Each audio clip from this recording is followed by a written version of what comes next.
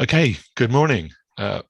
Welcome to this webinar. I'm Keith Bell. I'm a professor of energy systems engineering at the University of Strathclyde and a member of the Climate Change Committee, where a major part of my role is to take a particular interest in climate action in Scotland. I'm very pleased to welcome you to the launch of the Climate Change Committee's 2021 report to the Scottish Parliament on progress in reducing emissions in Scotland. This is the 10th annual progress report to the Scottish Parliament as required by the Climate Change Scotland Act of 2009. The report reviews emissions as evident from the most recent available data, and it also looks at Scotland's emissions reduction ambition and what the Scottish Government has said about policies to deliver it. And in this session, we will in a moment have first an overview of the report from the chair of the Climate Change Committee, Lord Deben. We'll then have a presentation from Chris Stark, the CCC's chief executive, covering the key messages from this year's progress report to Scotland. And after that, we will invite questions from you, the audience, and we'll put those questions to a panel of experts from the CCC's Secretariat. So that panel will comprise Chris, joined by David Joffe, head of carbon budgets, Emily Nurse, team leader for carbon budgets, Marilee Bufanu, lead analyst covering Scotland, and Ruth Gregg, senior analyst for agriculture and land use. And you'll be able to post your questions using Slido. So please go to the Slido website. So if you go into your favorite search engine, sly.do, and there's a particular code for this webinar, which is 351145. And that code will pop up on various slides as we go through the session this morning. So you'll have a chance to go to the website and use that code. And feel free, I mean, there are some questions I noticed have been posted already. So feel free to add some more in, and you can upvote existing questions. So if someone's already asked a question that you like, or it's similar to what you were thinking of, then please feel free to use the upvote feature. And when we come to the Q&A section, we'll do our best to get through as many as possible. Okay, so for now, over to Lord Deben. Thanks very much. Well, thank you very much. And it's a very great pleasure to help launch yet another of these reports. We are very pleased with the system that we have, which enables the Climate Change Committee to report specifically and specially on the work that is being done in Scotland.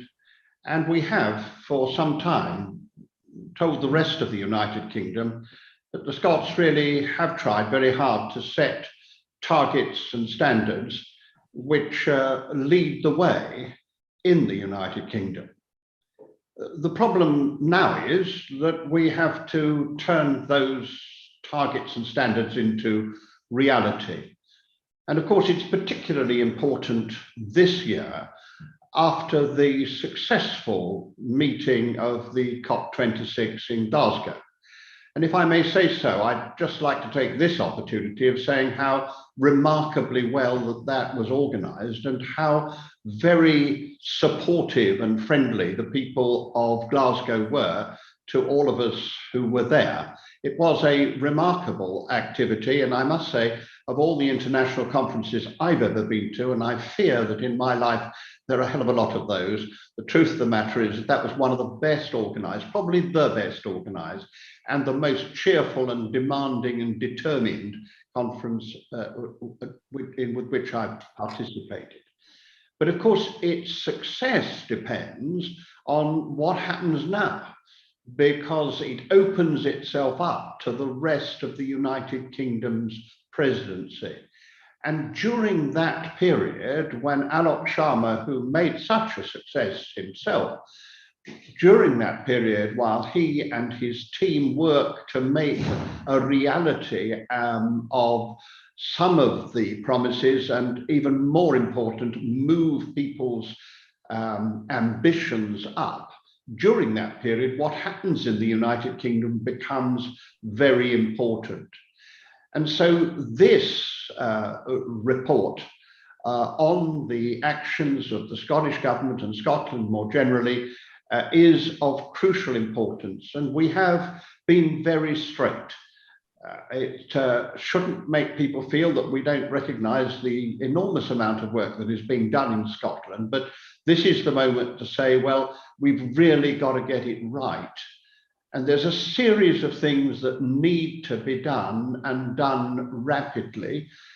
Some of them are to make more clear and detailed what the Scottish Government intends to do.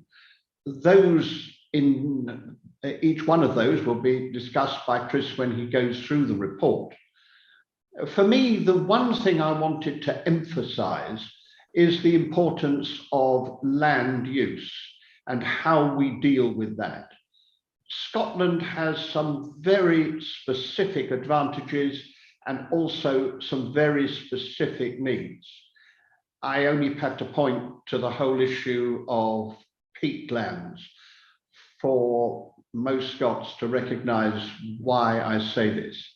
It's going to be more difficult, perhaps, than anything else to get a land use policy which really helps us to reach net zero. And without it, we won't reach net zero. And I look forward to seeing the imaginative and unusual ways in which I believe the Scots will be able to deliver this. And it's in that spirit of welcoming the targets, of being tough about delivery, and also being optimistic about the quality of those who are working on this, the most important task that any of us could have, that I hand back to Keith to go on to Chris so that we can go through the report page by page. Excellent. Many thanks, Lord Deben.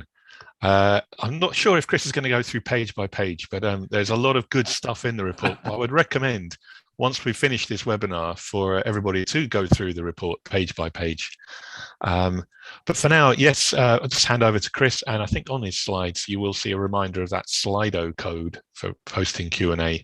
The questions. You can always, I guess, you can suggest answers in there as well, but we'll come to the panel for answers as well later on. Okay, thanks very much. Over to you, Chris. Thanks, Keith, and thanks to John as well. Promise I won't go through it page by page, but I would encourage you to do just that, just as Keith says. Let's bring up some slides, and Keith, perhaps you can tell me if you can see that. Yes, I can see that. Very good. All right, well, I'd just firstly to welcome all of you for joining us today. I'm very, very pleased to be able to bring you the results of our annual progress report for Scotland today. And of course, it's been such a notable year in so many ways. We're still dealing with COVID, sadly. We've had parliamentary election in Scotland, which notably has returned a government of SNP and Greens. And of course, just as John says, we've hosted COP26 just a few weeks ago. So all of that will play a role in shaping Scotland's climate future after this year. I hope this assessment will too, because I'm very pleased to take you through what we've found. But we've got some tough messages in here from ministers. So I'll take you through that. Loosely, we're going to follow the structure of the document that we published today. I would really encourage you to dip into it afterwards. I'm going to start with some just context setting on how we've got to where we are today. Then a word on likely impacts of the pandemic on Scottish emissions, although we don't have the stats for that yet. And then on to really the kind of meat of this presentation this morning, which is about where we go next with all this, the challenge of meeting Scotland's very, very, very ambitious climate targets, and whether we have the kind of policies in place, the solid policies that would give us confidence that those targets are going to be met. So before I begin, I just wanted to offer just a brief reflection on the tone of this report. It is the first time that we've offered such clear criticism of the state of play on policy in Scotland. That's not because we doubt the political commitment behind the plans that we have in Scotland. It's because we are running out of time to turn these promises that we've seen into real world change. I'm afraid that's just the reality of the situation that Scotland faces under its climate legislation. This is not going to be the last time that we offer this kind of criticism, because we need to turn to delivery. That is the big challenge that we face across the UK, but it's particularly important in Scotland. At the moment, I have major doubts that we will turn the policies and strategies that are promised by ministers into the emissions cuts that are required by the Scottish Climate Change Act, in particular that 2030 target. Now, we can turn it around. It's going to be a big challenge, but we have to act on it. So you'll hear a lot of that from us. The annual target for 2020 in Scotland almost certainly will be met, but only because we had a pandemic. The rebound in emissions is already in full swing in 2021. I'm afraid I don't expect future annual targets to be met very easily at all. And all of that is placing the Scottish climate change target framework in serious jeopardy. So in the committee's view, most of the policy levers are now in the hands of Scottish ministers, and where they aren't, there is of course a need to lead the greater cooperation that we'll need with UK ministers. So we've made a conscious decision, as I mentioned, to be tough about where we need to see progress. And again, it's just the numbers that lead us to that change in tone. So let's get going then and go through some of the findings in this report. So just a few context setting charts. First, the pre-pandemic position on emissions and the economy. We have full data up to 2019. Scottish territorial emissions fell by 2 percentage points in 2019, 22%, down 44% compared to 1990 levels. We only have GDP stats since 1998 in Scotland, so I'm showing you the position index to that year here. Greenhouse gas emissions have fallen by 43%, while the economy's grown by 47% on that 98 basis. So if we broaden that to include consumption emissions, which we've included here in the red, so you can see the emissions that are embodied in the goods and the services that are consumed in Scotland from abroad. Consumption emissions are about 50% higher. They are also falling, but more slowly, obviously, than territorial emissions. Let's have a look at the sectoral contribution to those emissions reductions over the last 30 years. This is 30 years. The biggest contributions from the power sector, as you can see there on the left in red, then industry, which is called M&C, because manufacturing and construction. Aviation notably heading in the other direction. And then let's look at another story of the last 10 years this time. Here you can really see the impacts of policies, in particular to close coal stations in Scotland to reduce the emissions from the power sector. I'm afraid very little to write home about otherwise when you look at those other lines on that chart. Changes in the inventory to account for peatland emissions mean that the land use sector is now estimated to be a net emitter. Previously, that was a net sink, so adding to the challenge here overall. And let's just bring this together and look at the changes across the sectors in a nice table, I think, including the stats for the last year, which I've highlighted in red for you here. I'm going to look at some of these in more detail in just a second, but this is the story of Scottish emissions. So let's have a quick look, I think, when we can see that table there. I think that the first thing to look at is the performance, given all of this, against the annual targets that we have in the Climate Change Act. And I'm afraid it's not a very pretty picture. So the annual emissions targets have only been met in 3 of these years, you see here. The 2019 target was missed by quite a large margin, and then we had a pandemic. Now, we do expect to see a fall in emissions in 2020, probably similar to the rest of the UK. So the UK emissions during 2020 fell by 13%. We won't know that until we get the stats next year. But that probably means that the Scottish 2020 target was met. But I'm afraid there's no reason to think that we've really turned the corner. All that fossil fuel infrastructure remains in place. So although the Scottish Government have said they want deep emission cuts through the first half of the 2020s, I'm afraid there will be unavoidable inertia in scaling up policy in all the sectors that we need it. I do expect the annual targets during the 2020s to be very, very difficult to meet. So we don't start, when we look ahead, from a great record of target meeting, I'm afraid. And remember that the legislation requires more abatement to be brought forward to make up the gap each time one of these targets is missed. So throw into the mix that Scotland now has this net zero goal by 2045, has this very challenging set of interim targets, notably the 2030 target. And you can really see, I think, the strategic challenge that faces Scottish ministers after the election this year. So that's what I really want to talk about. This is the kind of bread and butter of this presentation, is the path now from this point forward to net zero in Scotland. A look ahead at what we think must be achieved to meet Scotland's, especially Scotland's anchor targets, 2030 and 2045. All right, lots of ways to illustrate the extent of the challenge ahead. This is one way, which I've picked out from the report we published.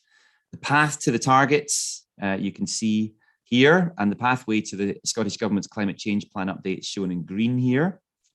our balanced pathway from the CCC, which was accepted by UK ministers as the basis of the UK-wide targets that we have in the 2030 NDC for the UK and the 6th carbon budget for the UK. You can see that in blue. And we have a really ambitious pathway that we deliberately put together last year called Tailwinds, which is a bit like what happens if everything goes well over this transition. We said it would be unlikely that Tailwinds could be achieved in practice because you do need everything to click into place. That's shown in orange. And I suppose the obvious thing to say is that the pathway that's set in the climate change plan update and to the targets is more ambitious than either of the two lines from the CCC. That's the challenge that the Parliament has set for the Scottish Government. To meet that challenge over the next 10 years is going to be very, very, very challenging indeed. We will need to move beyond any pathway, as I mentioned, that we have yet defined in the CCC. But I love a challenge, so let's look at how we can actually meet it. So bluntly, the challenge now lies beyond the power sector. And I make that point because I'm not sure it is still understood widely. Emissions fell by an average of 1.5 megatons in each year from 2009 to 2019. That really rested on this blue line that you see here, that kind of astonishing shift in how we generate power in Scotland. To meet the net zero target that we have, the overall rate of emissions reduction in Scotland has to increase from 1.5 to 2 megatons each year from 2020 to 2045. Practically all of that will need to be achieved outside of the power sector. So does the Scottish Government have a plan to do that? Well, it has an outline plan, so let's have a look at that. So we've had a look at the climate change plan update from the Scottish Government from December last year. We've also looked at the more recent programme for government. Here, I'm just showing you some of the headlines from that, Scottish Government commitments there on the left versus what we've recommended in the CCC's balanced pathway. Scotland obviously needs to go beyond the CCC pathway. And broadly, in most areas, Scottish Government have done that. So you can see big ambition to affect real world change is actually pretty awesome in some areas. You know, 170,000 heat pumps by 2030, that's double what we have in our pathway. 20% reduction in car miles traveled by 2030. Compare that to our 6%. We thought that was pretty tasty when we revised it. 5 terawatt hours of low carbon heat networks by 2030. That's double what we have in our pathway. More tree planting by the middle of this decade. Really impressive commitments if they can be delivered. We'll come back to that. But there's also some, I have to say, perplexing under ambition too in this table. Nothing on aviation demand, nothing in diet change or healthier eating, less than half of our recommended ambition on peatland restoration. John mentioned that in his opening comments. Less ambition to cut emissions from industry, despite, I would say, relatively concentrated targets geographically for that, for policy in Scotland. So that's the context for the next bit of this discussion this morning on the likelihood of meeting these future targets. And it's fair to say, I think, that the risks of failure are really stacking up now. Delivery of real world emissions really can't wait any longer, I'm afraid. We've had the announcement of this broad set of policies and proposals from the Scottish Government, but I'm afraid there's just not enough detail on how committed public funding is going to be spent on all of this, or how it's going to translate into real reductions in emissions, which is what matters in the end. And we simply haven't got the detail on what policies are actually expected to deliver when it comes to emissions reductions, or even whether they have been designed to deliver the pathways in the climate change plan update for each sector. So we're going to look at that in just a second. Now, the Scottish Government is not alone in this failure of transparency. We've also asked the UK Government for it, but I have a sneaking suspicion in Scotland, I'm afraid, that it's because the policy assessment falls far short of the pathways that we've seen from the climate change plan update. If that's the case, then time is really running out on this. 8 years is absolutely no time at all to get to the 2030 target. So we are going to almost certainly need something on those areas I just mentioned that at present undershoot our pathways. We're also going to need a focus on those areas where there might still be a chance to bank some sort of long-term emissions benefit from the slowdown we saw in the economy during 2020, things like suppressing growth of aviation demand. So let's have a look at in more detail at a few of those sectoral challenges. I'm going to start with one that's actually on this table. I'll just highlight it here. So this is greenhouse gas removals. This is one of the most controversial topics at the best of times. Made all the more controversial because of the recent news that the Scottish CCS cluster is on only the reserve list for support across the UK. The 2 other projects in the north of England got ahead of it. The climate change plan update's ambition for 2030 relies on quite a substantial contribution from greenhouse gas removals, of course, using carbon capture and storage. So with the failure of that cluster to get that track 1 status, I think there really does need to be real questions about whether that CCS infrastructure and greenhouse gas removal facilities are actually going to be in there in time to be operational by 2030. In our assessment, we're seeing that the first UK projects in UK-wide assessments that we've made are retrofitted to large-scale biomass plants not in Scotland. Scotland, on the other hand, in its assessment in the climate change plan update, has almost 4 megatons a year by 2030. So quite a big disparity between what we've said and what the ambition is from Scottish ministers. Our advice in this report isn't to say that Scottish ministers are wrong. It's simply to say that they're going to have to make some quick decisions about whether to continue to plan for removals to contribute to that 2030 target or to change course. So we might need contingency plans. And certainly if we're going to see those contingency plans, they need to be no later than 2023. This looks like a pretty big barrier to the 2030 emissions target. So let's look at some other areas. First, with transport. Remember, that's about a third of Scottish emissions at the moment, so a really big one. Difficult to understate just how ambitious the Scottish plans for transport actually are. Policies that we've had from ministers include reducing car miles by 20% by 2030, as I mentioned. That is a huge, huge policy that's delivered through especially the development of these 20-minute neighbourhoods and also this idea of working local. There are plans from ministers for modal shift to public transport, lots of investment in bus schemes, active travel investment, all in all. If you add all that up, it's about 10% of the transport budget over this parliament, which is great.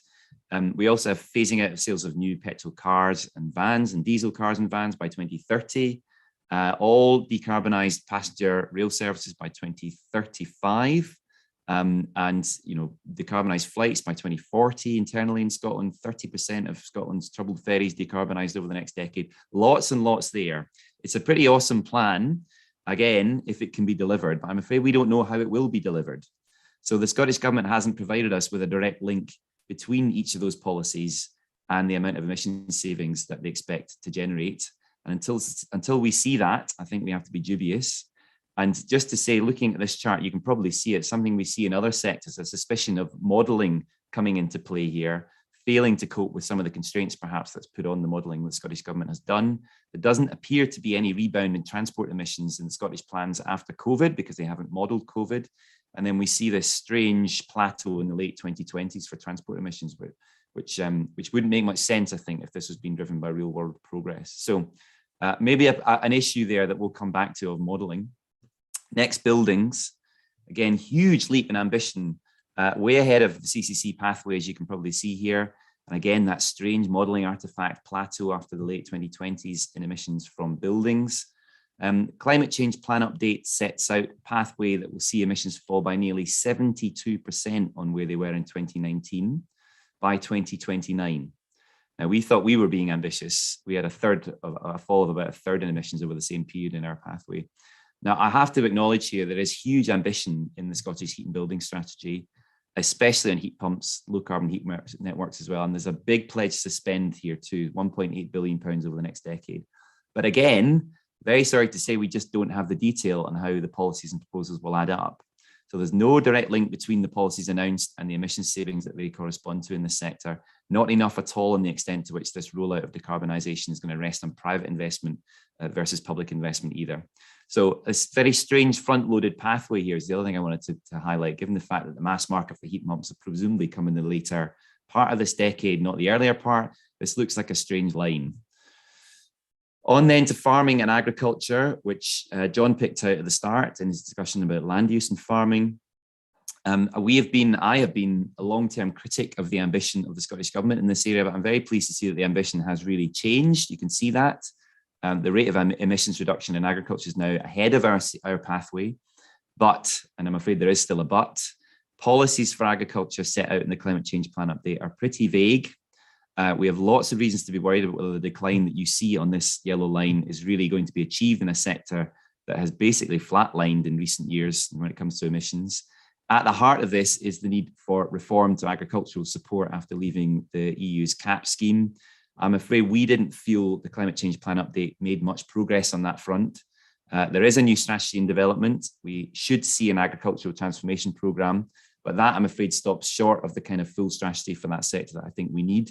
I think the key thing for me is that there is this plan for an agriculture bill, but not until 2023. So that will be too late to meet the path that you see here. So this is still an area, I'm afraid, that needs lots of attention and urgently. Another ambitious trajectory, this time for waste management. We're saying that the CCC numbers include energy from waste, but they're in the power sector numbers in the climate change plan update. Biodegradable waste landfill ban coming in by 2025, target to recycle 70% of all waste by 2025, plan to reduce the amount of waste going to landfill, and some good emphasis, I think, on the circular economy. I think this is a good set of plans, but again, we get this plateauing effect, which is the Times model, we think, after 2026, presumably as policies in other sectors become more cost effective as a way of decarbonising. But that speaks to the idea that this is a modelled path rather than one that's being driven by policy. And then the last of this trot through some of the sectors, I just wanted to touch on industry emissions, mainly to highlight that the ambition here is less than we've recommended. And given the challenge overall, that's perplexing, as I said earlier. Industry policy is largely reserved to the UK government, acknowledge that entirely. But while that is the case, and obviously the progress in Scotland will be to some extent contingent on the UK's industrial strategy, that means we need better collaboration between UK and Scottish ministers on this stuff. And I think there are some important policy levers that the Scottish Government can pull. Their planning powers, obviously. Clear support that ministers are offering for CCS will help. Innovation support, especially with hydrogen, also with CCS. Skills support too. And we have the Green Jobs Fund. And finally, there's the new UK ETS. And I know that there's been a fair amount of tension and discussion about that, a fair amount for Scottish governments here to influence, I think, and control. And I would love to see better cooperation when it comes to the ETS. That all depends on building a more effective platform for that cooperation. Again, though, it would be useful to understand how the Scottish Government sees these policies working together to deliver the path that they've spelled out in the Climate Change Plan update. We would say there are opportunities to go even faster through things like resource efficiency, fuel switching, electrification strategies for industry. Okay, coming towards the end now, and just a couple more summary words from me on the decade ahead for Scotland and the state of play. So first, on the path through the 2020s, big message from us is that the place that Scotland is projected to end up in 2030 in the Climate Change Plan update does look like a place that Scotland could end up in a kind of sensible spread of ambition. But the path to that 2030 outcome really doesn't. I've touched on this several ways as we go through the sectors. The Climate Change Plan update is putting the emphasis on deep emissions cuts in the first half of the 2020s. But of course, that's going to be more difficult than achieving emissions reductions in the latter half of the 2020s, when we get the kind of mass market uptake of things like EVs and heat pumps. What you see here on this chart, we've looked at divided the decade into two halves. What you see here doesn't look like the kind of smooth transition that we would need to see for most sectors and that we would advise, something we've seen in lots of the modelling problems I've highlighted already in those sectors. So we think the Scottish Government should plan to continue on this strong emissions reductions that will have been started according to the plan in transport and agriculture after 2025 and in buildings after 2029. There's no real sensible reason to stop on decarbonising those sectors when you reach those dates. We do see a need for more rapid focus on delivery, especially in pushing agricultural emissions down, and perhaps also in finding ways for demand for high carbon goods and services by individuals to be curbed. And lastly, that reliance on greenhouse gas removals in the second half of this decade does look very risky indeed. We could do with a plan B if that doesn't come through, just as I mentioned. You can see that it's doing a lot of work in the period 2025 to 2030 on this chart. So it looks to me like there will be a need to go beyond what has been set out in the Climate Change Plan update from the Scottish Government and in the PFG. The three areas where we see the best opportunity to do that are in peatland restoration, healthier diets for the country, and in aviation demand. So I hope ministers will respond to that. And just one more slide for me. I wanted to end here, perhaps to kind of make a more philosophical point. We have 70 recommendations for the Scottish Government in this report. I hope that goes into the machine and is processed. Interestingly, we've seen that the majority of our recommendations from last year were acted on, which is good. And yet, you've probably picked up my pessimistic tone in this presentation. That's because the majority of those recommendations, although they have been acted on, are still languishing in the kind of blue and yellow boxes. Of the 30 recommendations with an expected time frame of 2021 or earlier, 9 were scored as achieved, 5 partly achieved, 13 underway, 2 is not achieved, and 1 not yet assessed. So, I mean, that gives you a sense that I'm afraid things are not moving as quickly as they need to. There's such a pressing need to turn all these promises now into action, but it is all just too slow. So I hope we can pick up the pace of delivery now, and also pick up this idea that transparency isn't there. We need to understand the impact of each policy that's been announced by ministers and how it will deliver the emissions pathways in each of the sectors. But I did want to end on a more positive note this morning, just to comment that I think it is remarkable to see things moving now in the political space, especially in areas that have previously been off limits like agriculture. There is now, I accept completely, an acknowledgement among Scottish ministers of the need to act on net zero. Net zero has certainly become integrated into Scottish policy making. You can see that in the new ministerial posts. I hope that is going to be a big part of the COP26 legacy. And COP26, I think, has portrayed Scotland in a great light globally. I agree firmly with everything that John said at the start. And I think it's particularly good to see the focus that Scotland's putting on the just transition. I confess it's not a term I like very much. I prefer a straightforward fairness. For us in the CCC, this issue of fairness is shaping up, I think, to being the defining challenge for net zero. And the time and effort that is being invested into shaping a fair transition for workers in Scotland is very noticeable. It's about more, of course, than just oil and gas workers, but I'm certain that that issue is what's sharpening minds here. I would like to see, and I've mentioned it 2 or 3 times already, a greater focus now on cooperation throughout the UK on these plans. Worth saying that the 2045 target for Scotland for net zero is just the same as the 2050 target for the UK. For the UK to get to net zero by 2050, Scotland has to get there sooner because of all the carbon that we need to store in Scotland. So that's a two-way street. I do think about the need to move more quickly on this more cooperative plan.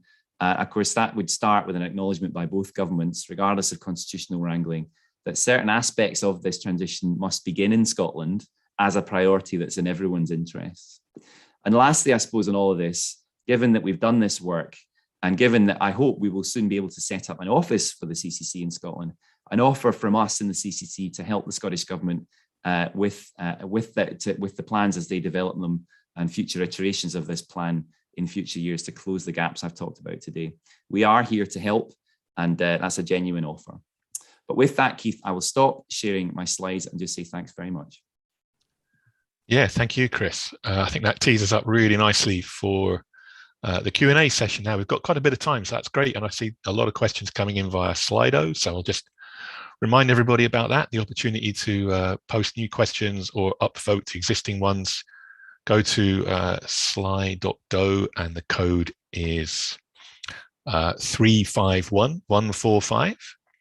So now in this panel discussion, I'm very pleased to be joined by a number of colleagues from the CCC. So as well as Chris, we have David Joffe, Head of Carbon Budgets, Emily Nurse, Team Leader for Carbon Budgets, Marilee Bufanu, Lead Analyst covering Scotland, Ruth Gregg, Senior Analyst for Agriculture and Land Use. And this is where I now juggle different windows on my screen to see which question we go to first. So the most popular question, it picks up at that point that Chris made about greenhouse gas removals. And if we don't get that sort of volume enabled by 2030, what is likely to be the kind of breakdown in filling up the gap between peatland, diet, aviation, potentially other things, to fill that gap.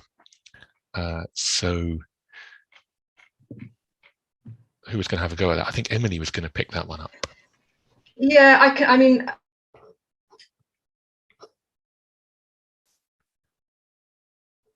yeah, we haven't got a sort of, in part because when we look at the pathways in the update to climate change plan, we don't actually have a full breakdown there either. So, for example, we have it in transport, but we don't have it surface transport versus aviation. But I do want to say a few things. So, firstly, it is a pretty big gap if we don't get that. So, you know, nearly 20%, say, of the emissions, and all three of the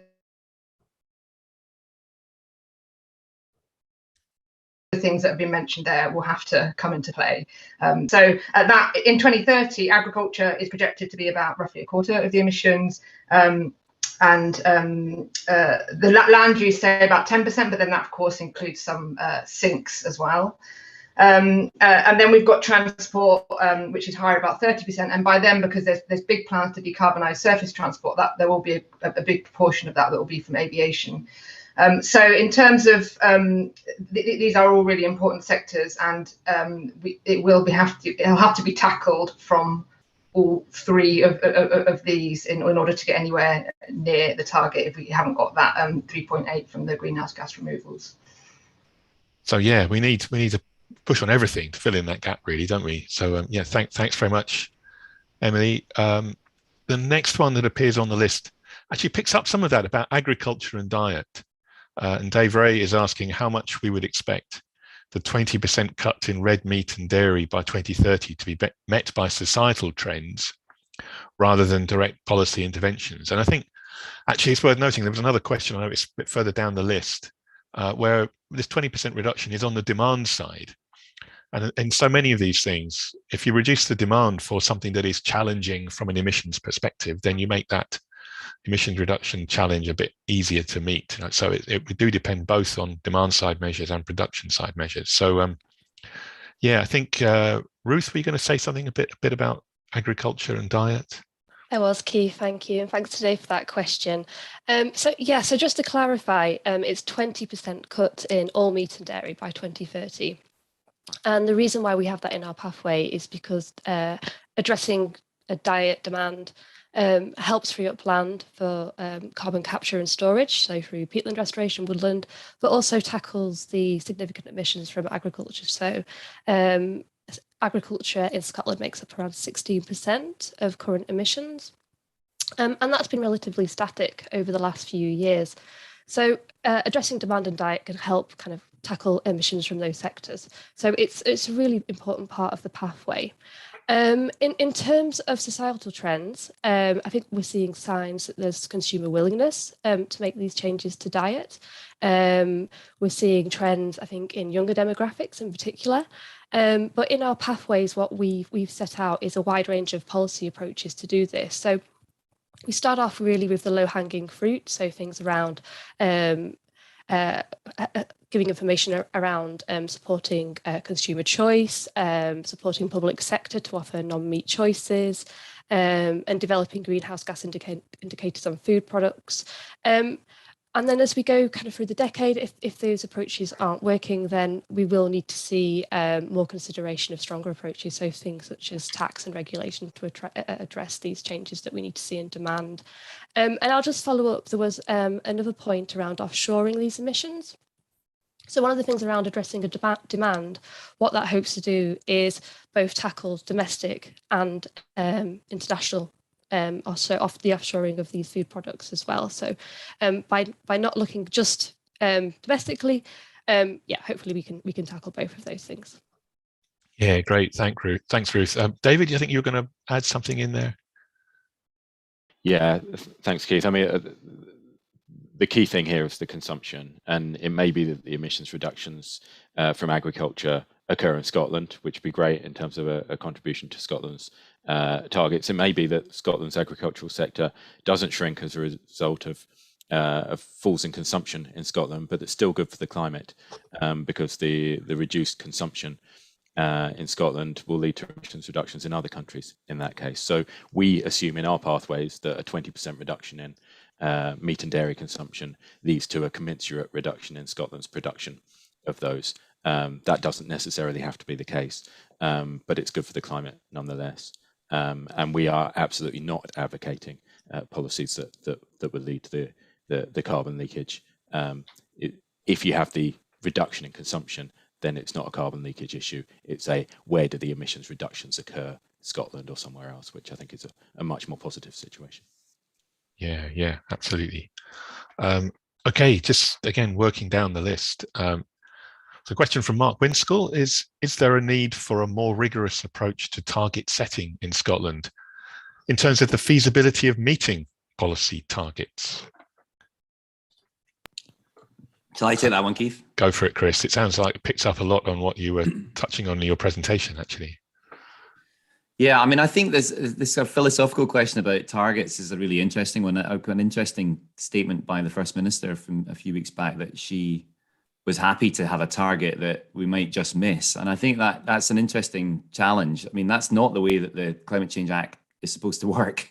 So, I mean, I think there is rigor in how these targets should be set, and it should be on the basis of some technical advice, which we are tasked with providing. That doesn't mean that it has to be followed. We did provide that advice.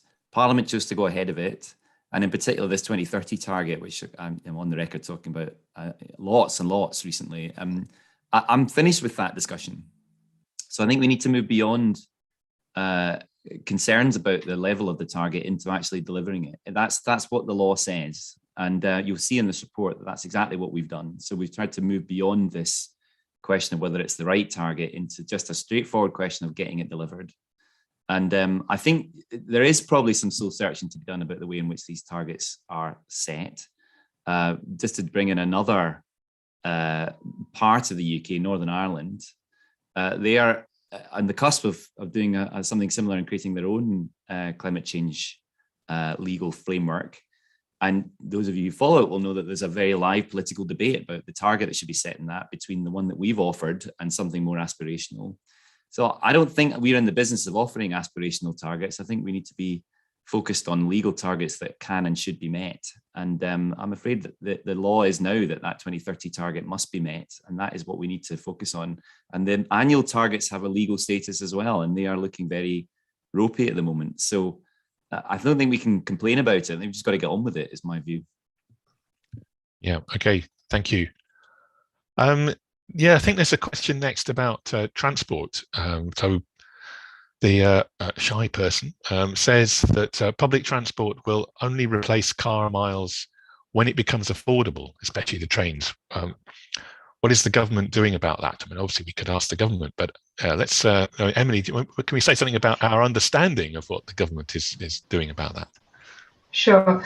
I'll probably start with setting the context a bit, which is that I think, as Chris mentioned, there's an incredibly ambitious target in the plan to reduce car kilometres by 20% by 2030. Now, this is getting it down to levels that were last seen, excluding pandemic levels, but that were last seen in the mid-1990s. So it's a really ambitious target. Of course, it would be great if it happens for a number of reasons, including emissions reductions and air pollution and so on. But yes, it's true that there are a number of things that need to happen for that. And one of them is this issue of cost. So there are some steps that are being taken in reducing public transport, and we've seen a bit more in buses. So, for example, free bus travel. The recent programme for government talks about free bus travel for under 22s, and there's a review for discounts for under 26-year-olds. So this is obviously a really positive step. There's less actually in there on trains, which was the specific question, which is obviously important. But there are other ways that are sort of, there's a big focus on active travel also, and sort of trying to improve active freeways and access to bikes and cycle training. And so on. So there are quite a lot of steps being taken to try and reduce car kilometres. But I would say, yeah, this particular issue of reducing costs of rail, for example, we would want to see a bit more.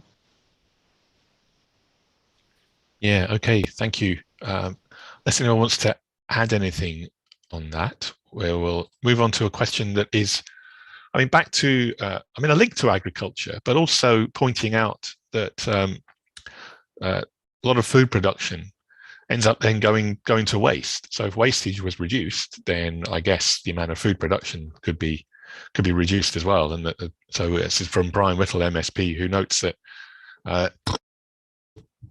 his numbers, food wastage, about 40% of the food we produce is binned. So how can we reduce wastage? Don't know who wants to pick that one up. Shall I have a go, Keith? Yeah, go for it, Ruth. Thank you. Okay. So food waste is a big issue, and that was one of the areas within the climate change plan where food was focused on. So while it wasn't addressed via demand and diet, it was covered in terms of emissions relating to transport and food waste.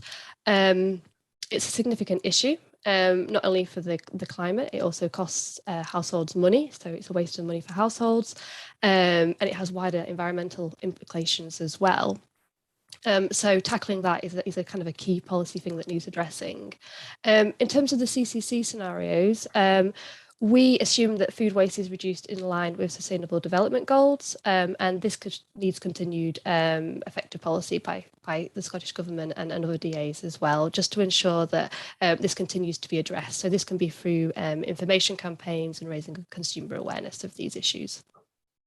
And there's a big role for business in this as well, isn't there? And businesses as users of, consumers of food through their, well, maybe not so much in kind of working from home, but also in terms of the information provision, the way that things are packaged and marketed.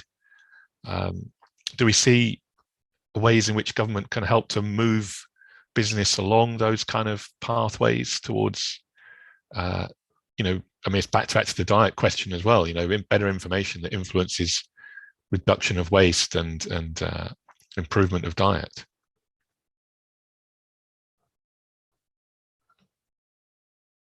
No answers, no takers. Okay. Okay. Yeah. It's a difficult policy question. Yes. Good. Thank you, Chris. Materially, there was commitments that businesses made, especially around the COP. There's a delivery question around that as well, I suppose, and sort of are the commitments going to be seen in terms of the outcomes, and the kind of the way in which government can help to work with business to achieve these outcomes. Maybe you could say something general about that, Chris, not just about food and diet, but more broadly. Well, I think this is another area where we see a gap. So it's quite an interesting contrast between the climate change plan update from the Scottish Government and what we saw from UK ministers in the last, couple of months anyway, last few weeks in the net zero strategy. So the UK strategy is a really strong acknowledgement that most of the investment that will drive us towards net zero across the UK is going to be private. It's a pretty kind of a pretty clear acknowledgement as well. They're basically handing over most of the progress to the private sector with a bit of kind of steering here and there and some mandates and sort of background support from carbon taxes and emissions trading. But it's very interesting to see that outlook. Essentially, it's about steering the market towards the outcomes that will deliver emissions reductions in each sector. There's much less of that in the Scottish plan.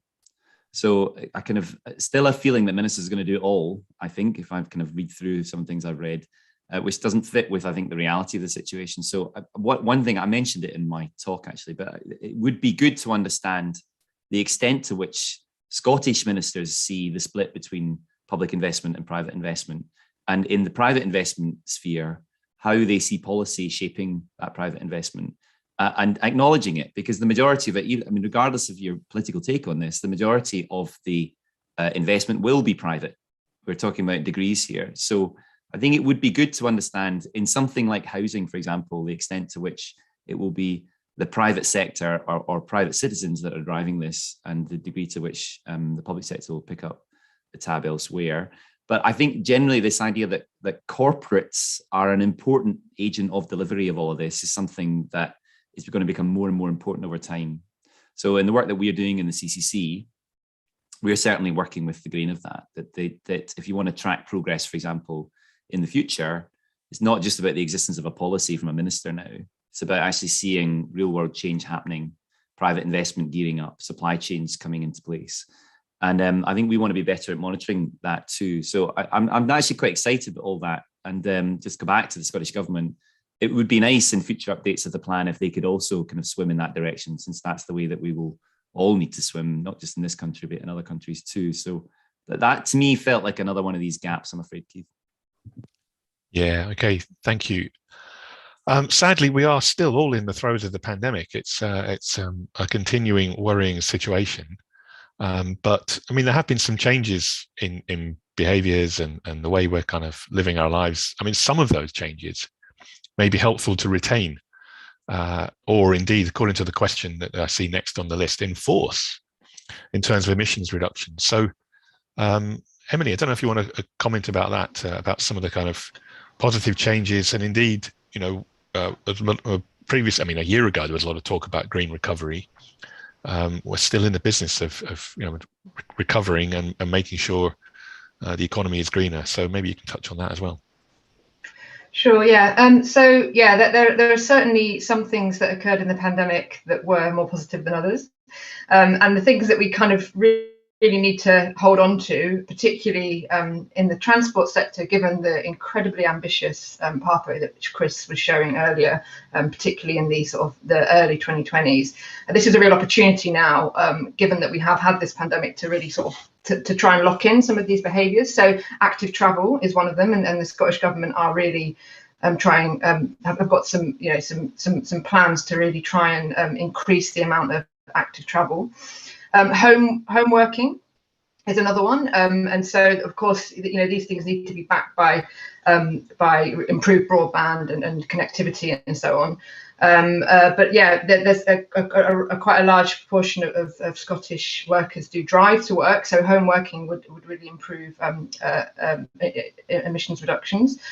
Reduced business travel, which again is you know, related to improved broadband and so on. There's quite a lot of business travel flights coming out of Scottish airports, for example, so that would have a large effect. So from that side, these are some of the key ones really in the transport sector. There's also sort of a number of initiatives in terms of supporting businesses that are low carbon, and, you know, Green Jobs Fund, for example, in order to allow businesses to create jobs and train individuals in lower carbon industries. Okay, great. What's next on the list? I see. Okay, so there's a question from Joanna Hadjicosta. So apologies for my pronunciation. What is the UK CCC's position on the use of blue hydrogen? So, you know, taking the source, you know, the kind of feedstock as being natural gas, and then trying to capture the CO2 using CCUS, compared with green hydrogen, where we're, you know, electrolyzing water using hopefully very low carbon electricity. So David, do you want to pick that one up? I will. Thanks, Keith. So our position on blue hydrogen is essentially it can make a useful contribution to meeting the climate targets. It's not zero carbon. Even at its best performance, we think it's only up to an 85% reduction in life cycle emissions compared to unabated use of fossil gas, which is what it would probably displace. So it's not as good as green hydrogen.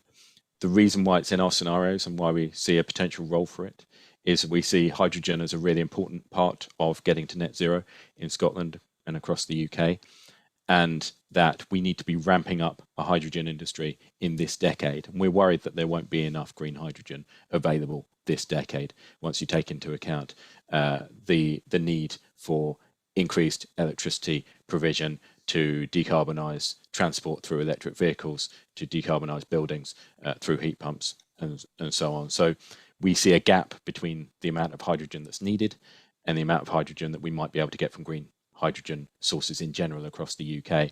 And we see blue as a useful way of filling that gap, but declining by the time we're getting to 2040, 2050. That's kind of falling back with green starting to dominate by then. It's important to say, though, that mix might change, might differ across the UK, and it may be that Scotland can have a much higher proportion of green hydrogen in its mix, given the very significant renewable resources that Scotland has. So it may not be essential to have blue hydrogen in Scotland. It looks pretty important to have it in the UK in general in order to meet the climate targets. Yeah, okay. Thanks. So there's a question that's been lurking in the list that people may have noticed we hadn't come to yet. It never quite reaches the top, but about whether there'll be a better chance in discussing and forwarding environmental issues if Scotland became independent. I mean, Chris talked in the opening presentation about, you know, sort of some of the policies that were within within the gift of the Scottish Government, and other things that require cooperation actually with the UK government. Do you want to maybe touch on that a bit, Chris? Yeah, I mean, listen, we're here to do a job, so we're definitely not here to express a view on the constitutional future for Scotland or the UK. But a really important thing to highlight is that all of these plans were framed up in a world where we have a United Kingdom. So that's the world that we look at. But really important thing I want to say on this, without expressing any kind of preference or view on the constitutional question, is that most of the levers to achieve the targets in Scotland are in the hands of Scottish ministers right now, and they are not being used to achieve those targets in a way that we would see as being credible at this stage, which is what you're picking up from the report. So this idea that Scottish independence is needed to get to those targets is not true. So we can look again if there is a change in that constitutional future, but the levers are there now and they need to be used. So we're going to keep saying that because it's really important to say it. It's not the case that you can point down south and say it's their fault. And I really want to make that point because we need to take this back into the control of Holyrood, and that's the point of this report. I like a further point, which is that a lot of the infrastructure that we see in Scotland, especially the energy infrastructure, is being funded through consumer bills in other parts of the UK. So the big question would be what would happen after independence. That's for another discussion, clearly, but actually, what we have is a situation where this is a cross UK challenge, and maybe the last thing to say is that parts of the UK goal will need to be addressed by being a higher priority in Scotland. So the changes in land use, the carbon that we need to store, the use of greenhouse gas removals, for example, that's as much a Scotland priority as it is a UK priority, because the UK-wide story on CCS and on greenhouse gas reduction, greenhouse gas removals can start in Scotland if there is that kind of cooperation that we talked about. That quite possibly would last after a future independence event as well. So actually, we just need to get on with it and actually not get hung up on these constitutional questions because the climate doesn't care about them. Yeah, thanks very much. And that was absolutely a key message from the COP as well about the climate doesn't care about these national borders. There's a need for genuine global action. And so, yeah, that message of get on with it, basically. There's another question that's been lurking in the list for a little while, which is to do with the recent Section 36 report on making up for missing the 2019 target, and will we be commenting on that? So that was a question from Richard Dixon. So Marily, we haven't heard from you yet, so maybe I don't know if you could pick that question up. I can have a go. So I'm assuming that the Section 36 report is referring to the Catchup Report that the Scottish Government published after missing its emissions target. So that report is a statutory obligation for the Scottish Government. They have to publish these every time they miss a target. So in terms of taking it into account for in our progress report, we have actually the report that they published essentially announces some policies and measures that are meant to make up for the effectively 2.7 megatons of emissions that are the difference between what the statutory target that they need and where they got to in 2019. But the problem with this is, as with many policies and measures in the climate change plan update, that that amount of emissions is over a period of time up to 2032, and we don't really have a very detailed breakdown to be able to understand exactly what it means in terms of specific policies. A lot of the policies in the Catchup Report were also in the Programme for Government announced after before the publication of the report. So there's generally a question of, in a way, which one came first? Are we talking about the same policies? Is the Programme for Government different substantially to the Catchup Report? And the fact remains that the effect of the report is really difficult to quantify in terms of what it will mean for emissions. But in terms of Scotland reaching its statutory target, it was published as a response. So when we say that Scotland missed its target, we can't really take into account the report that was published as a response to that. Okay, thanks very much, Marilee. The next question takes us back to the subject of travel. So from Jan Webb, how can politicians overcome the objections by car drivers to very modest active travel initiatives such as spaces for people? And this does seem to be quite a sort of polarizing issue among sections of the public. So yeah, who wants to pick that one up? Emily, perhaps?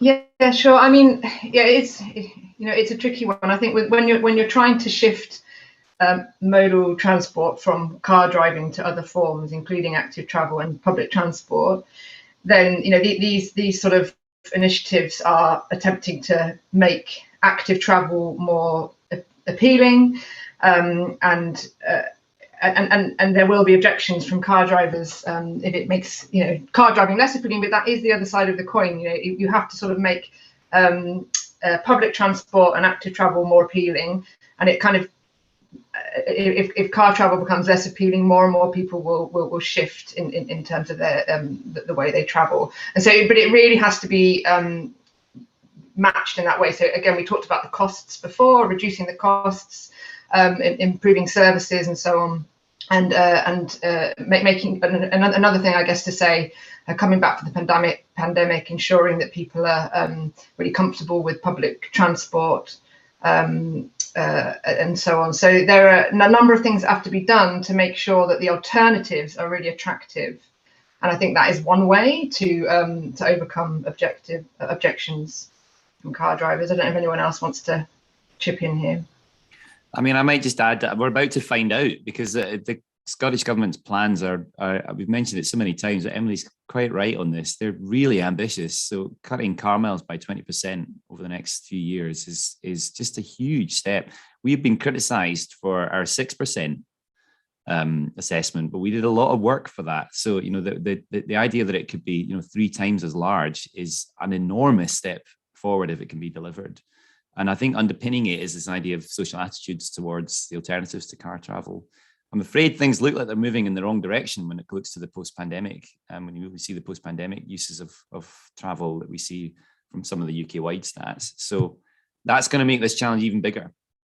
So I'm afraid this is one of those areas where I'm pretty dubious, actually, that 20% figure is going to be delivered. But if it's going to happen, it will have to rest on a pretty fundamental shift in public attitudes, which I think will need to be led in some way by ministers.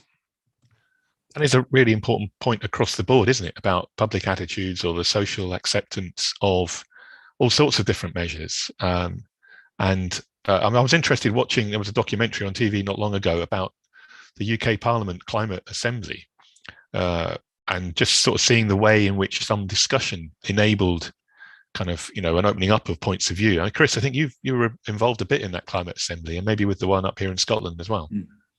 Yeah, and both of those were brilliant processes. So, I mean, the Scottish one was just as good on this, actually. They're opening up the topics and allowing people of varying views and attitudes towards climate change itself to come to some, I think, really sensible assessments about what needs to happen. This stuff about shifting behaviour comes out really strongly when you bring a group of people together and they see the challenge. And I think that speaks perhaps to the bigger challenge for the country, which is that just a little bit of information about what's coming can help prepare people to make those kind of changes in behaviour. In our assessments, this thing will rest on a little bit of behaviour change, not a huge amount. The big shifts are still in some of the big infrastructure systems and energy systems and land use that you need to achieve net zero. But it does really help if you've got that kind of behaviour change in the plan. The UK plan doesn't. So it's notable that we could do much more on that potentially in Scotland if that was an acknowledged part of the plan overall of shifting behaviours. There's a bit of that in transport, clearly, although it's not clear how that will be achieved. There's nothing on diet, as we've mentioned, nothing on aviation. So these things tend to come out when you bring groups of people together to talk about it as sensible steps forward. I think there is probably public support for some of that if it's presented in the right way. And I'll maybe add just a more positive note, is that we've seen in Scotland a really good public information campaign on net zero. I think really positive really excellent. This idea of kind of the window of the zero, looking into a better future for Scotland. I think we can build out from that, perhaps some of the stuff we just discussed on behaviour change, and that will certainly help on motoring towards these targets. And while we're on the subject of, I don't know, behaviour change and choices, the individual actions and understanding of it, there is a question about, what's the biggest action an individual can take to help reduce emissions? So, I mean, David, I know in many respects what you've done with the heating in your own home, for example, is a good example. Is that something you'd recommend to others, or what sorts of things would you highlight? Thanks, Keith. Yeah, I mean, there's a range of things. So reflecting that our emissions from our actions in our daily lives actually come from a range of sources. So absolutely on our buildings, it's making sure your home is well insulated, and considering switching to something like a heat pump. I've got a heat pump. It's performing very well at the moment despite the cold. So that's a really important part of it. There's on the travel side, we've talked about travel clearly. It's walking, cycling, taking public transport rather than driving. If you still are owning and using a car, making your next car an electric car. Flying less, not necessarily cutting out flying completely, but trying to fly less, particularly long haul. And then what you eat and what you buy, a healthier diet with less meat and dairy in it. Coming back to the food waste question from earlier, reducing food waste as much as possible, and where there are separate food waste collections, making sure you use those, using peat-free compost, and then, just not buying stuff you don't need and getting stuff repaired rather than always buying new things. So there's a range of things that help to reduce emissions across the economy. And we touched on, low carbon heating there.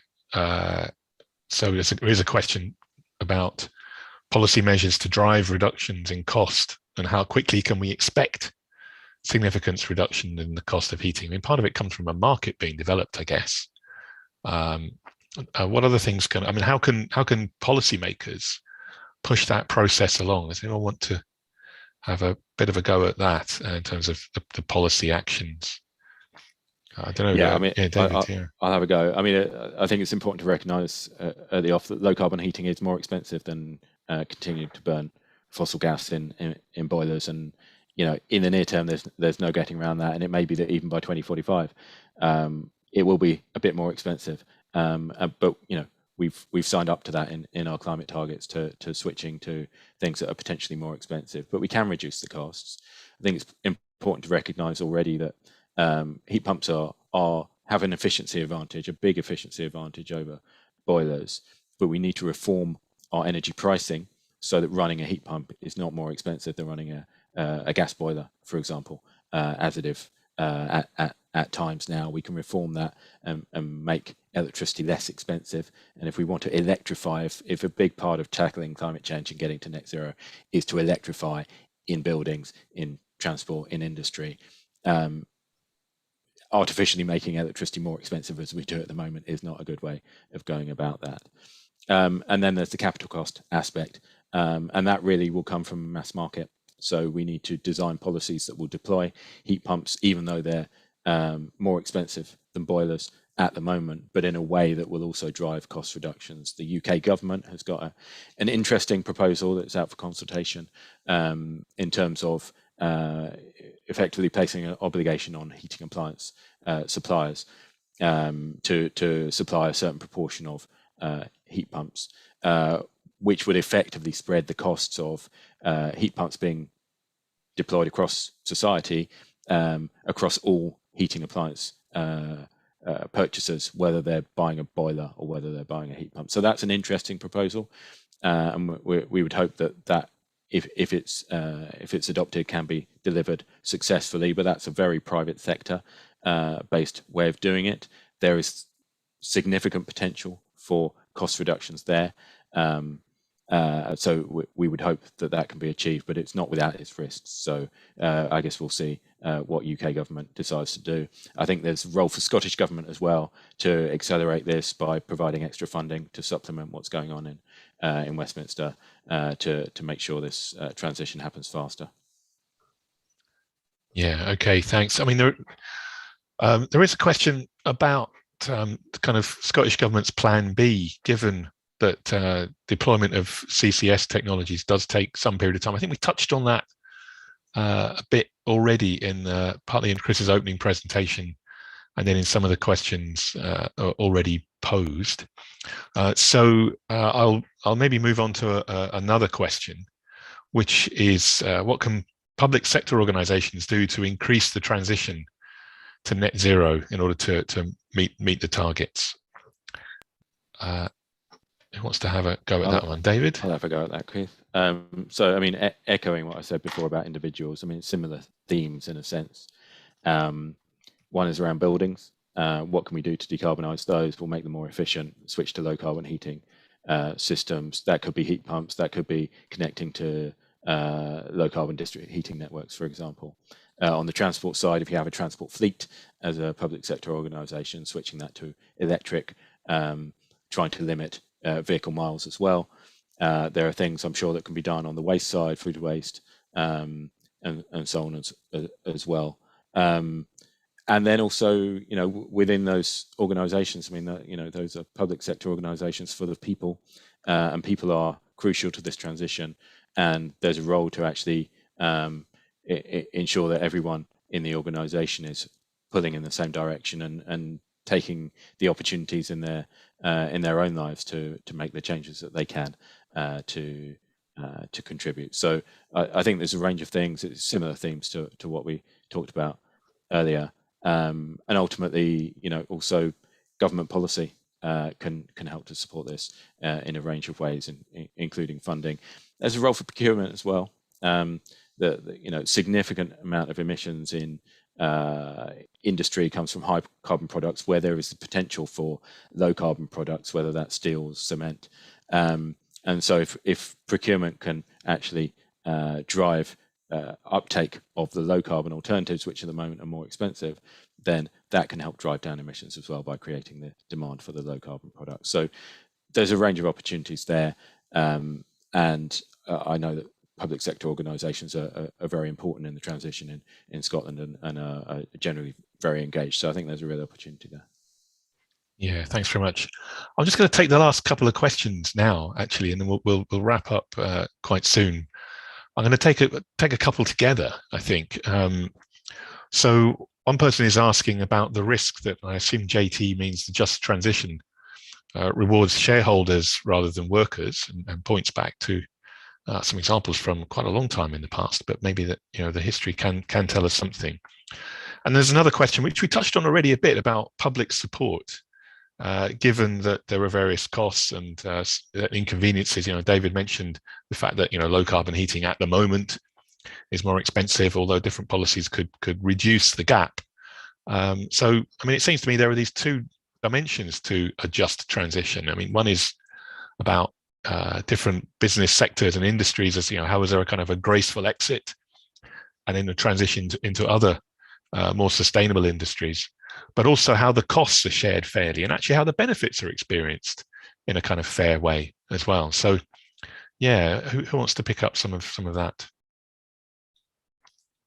Chris, I mean, you talked about a just transition earlier, or? Yeah, I mean, I think this is, I mentioned in my talk earlier that more and more we see these issues of fairness as being the kind of primary ones, actually, in many ways. So the Scottish Government's been particularly good at looking at the workers and skills bit of that fairness challenge. They've had the Just Transition Commission under Jim Skee. There's a sort of part 2 to that, which is getting underway, and Jim's come back for more. So that means there should be some more meaty stuff coming out there. But it has looked principally at the workers and skills aspect of this. I think there's a fairness aspect of almost everything that we've talked about today.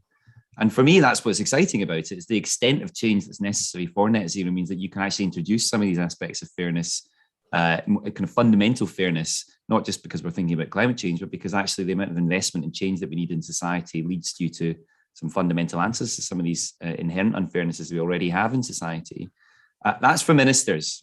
I think it's important to say this is where the kind of the boundary of technical analysis ends and politics begins.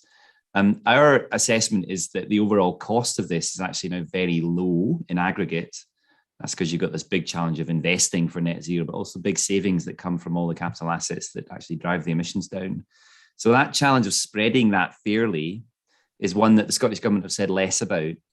This idea that, we need to spread not just the costs, but also the benefits. And I think perhaps that comes to the other aspect of one of the questions you asked, Keith, which is that those benefits, I don't think can just accrue to shareholders if this is going to be seen and felt as a fair transition by people living in this economy. And I think from my perspective, that is one of the critical political challenges that now faces ministers. It's how you define policies that yes, do drive private investment, but also result in a kind of social return. And I'll maybe just say lastly on that we are intending to do more on that in the CCC. So we've got a set of themes that we're working through, many of which are kind of determined by this challenge of fairness in the transition. And I'm certain that we'll have some interesting analysis and recommendations to bring you over the course of the next year and beyond. Yeah, thanks very much. And Marilia, I don't know if you want to add anything to that. And then maybe just to bring us back to where we started about our role in kind of monitoring and reporting on progress on emissions in Scotland, because there's a question about sort of the legal repercussions, as it were. But maybe just anything to add to what Chris was saying there about fairness and just transition, and then our role in monitoring things. Yes, there are a couple of things that I'd like to add in terms of what the Scottish Government has been doing on just transition, because I think it's important to recognise that Scotland is ahead of the rest of the UK in terms of thinking about just transition and its aspects and how it's going to be impacting people. So I think it's one of the things that it's important to recognise is that a just transition by definition means that no one is left behind. So it's not really a matter of rewarding shareholders or instead of workers, that if a transition is just, then fair, it means that everyone will be included and everyone will reap the benefits. I think, so the Scottish Government has actually been doing quite a lot of thinking. They announced that they're going to be publishing just transition plans for every sector, starting next year with the energy sector, which is a fairly big economic sector in the Scottish economy, and it will have a big impact. And they've announced in the programme for government that they have announced funding to support the development of skills, which is one aspect of the just transition. So I think the focus is on making sure that workers in Scotland will be able to develop the necessary skills to support the future, what a low carbon economy looks like in the future. In terms of the split, sharing the costs across the economy, I think this is definitely an area where there needs to be more thinking and more concrete policies that are announced. And like Chris said, it's largely a political question and how the politicians will be taking it forward going from here. In terms of our role in monitoring how that develops, yes, I think we're going to be working on both the aspects of just transition, so workers and skills, and sharing the costs in a just a fair way. So I think there'll be more to see in this space from the CCC in the future. And we are trying to think about how we can monitor this in a consistent, measurable way, hopefully to show real progress. Great, thank you very much. And I mean, a really important reference I think you made there to skills, and I see that as being also really important to the public acceptability of, for example, the energy transition. It's going to be much easier to kind of build public support for it when it's done well. And doing it well depends on having skills available in the right places at the right time. So the interconnectedness of policy is I think, really important here, and getting the timing right that all these things come in place together, rather than anything lagging and then risking things not going as smoothly as they should, and then in turn undermining public support for these actions. I think we're going to wrap up now. I think we've covered a good range of issues. Unless, Chris, I mean, just Marilia was starting to talk a bit about our role and how that role might be changing a little bit. I'm very conscious. I mean, Lord Deben had to leave us. He was here at the beginning, but one of his favourite phrases is keeping the government's feet to the fire. Certainly that's part of our role, and you touched on it a little bit in your opening presentation. Anything you want to just remind us of here? Yeah, thanks, Keith. I'm happy to give a few closing comments on that. So, I mean, we've been around doing this job for Scotland under the Scottish Climate Change Act in its previous iteration since 2009. Very privileged to do that job, and I hope we'll continue to do it. I think this is a new phase. So we've been through, very happy to say in the time I've been in this job, since I left the Scottish Government, we've been through quite a remarkable phase of raising ambition, setting the net zero goal, moving on then to set these really tough interim targets. I don't really think that the next phase is going to look like that anymore. The next phase has got to be about delivering against those targets and being credible with the policies that will drive that, and understanding the kind of way in which change actually happens in the real world. So I think there's a responsibility on us, I suppose, in two ways then to respond to that.